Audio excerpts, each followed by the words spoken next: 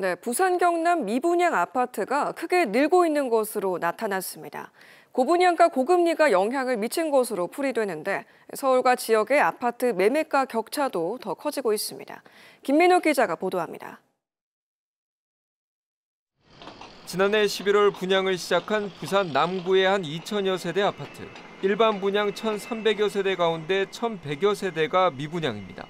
대단지와 북항 바다 전망을 내세웠지만 3.3제곱미터당 2,100만 원의 높은 분양가로 분양 성적이 조조합니다. 지난 2월 분양을 시작한 부산 금정구의 990여 세대 아파트도 사정은 마찬가지. 일반 분양 물량 308세대 가운데 132세대가 미분양입니다.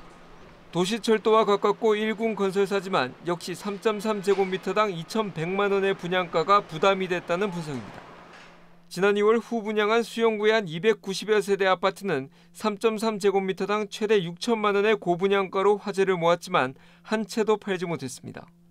지난 5월 기준 부산의 미분양은 5,496세대로 지난 2013년 4월 이후 11년 3개월 만에 최고치입니다. 경남도 지난해 12월 미분양이 3천여 세대로 떨어졌다 지난 4월부터 다시 4천여 세대를 넘어섰습니다. 분양 가격에 대한 부담이 증가하다 보니까 실수자들 입장에서는 지금 바로 분양을 받기보다는 시장 상황 변화에 따라서 좀 관망을 하고 있는 상황이라고 할 수가 있습니다.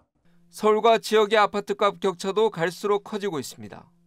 10년 전 서울의 아파트 평균 매매가는 4억 9천만 원으로 부산 2억 1천만 원의 2.3배 수준이었습니다.